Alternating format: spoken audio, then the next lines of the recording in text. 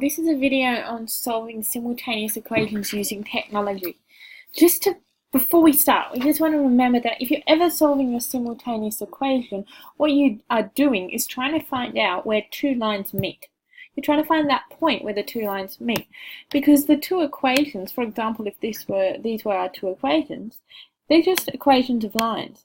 3x plus 5y equals 7 equals 11 is the equation of one line. 2x take 9y equals 7 is the equation of another line.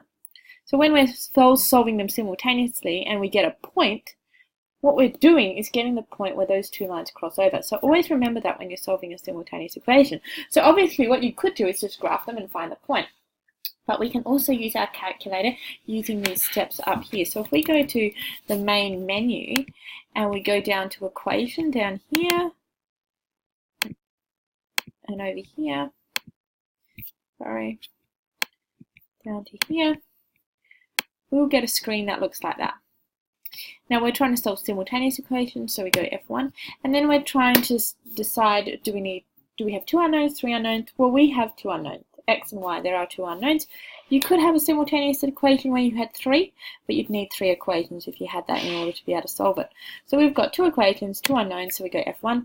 And then the final thing we just have to remember is that our equations have to be in this form. They have to be in the form a coefficient times x plus another coefficient times y equals a constant. So what that really means is if you've got something like this, 3x plus 5y take 11 equals 0, before you can put it in your calculator, you have to make sure that it's in the form 3x plus 5y equals 11.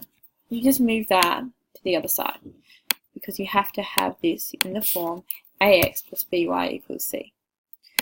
So if we look at these two equations here, we've got them in that form. So all we have to do is put in the coefficients, and we've already done that, but I'm just going to do it again. So I'm going to go 3, 5, and 11. I'm going to go down to there, 2, negative 9, and 7. And then I'm just going to solve that. So if I line it up again, solve is actually F1. And it gives me my equations. Now this question said to do it using 3 decimal places. If you were doing it using 3 decimal places, if the question asked that, please do that. So our 3 decimal places are going to be 3.622, we'd round up in this case. And the one below is easy, it's only given you 3 decimal places. So just be careful, 3 significant figures is different from 3 decimal places, so make sure you answer what the question is saying. If it says give exact solutions, well, this one highlighted, this fraction is an exact solution, so that would be the x value, and that fraction would be the y value.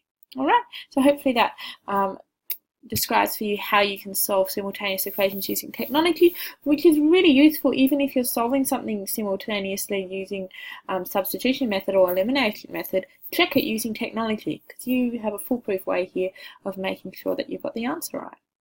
Alright, enjoy.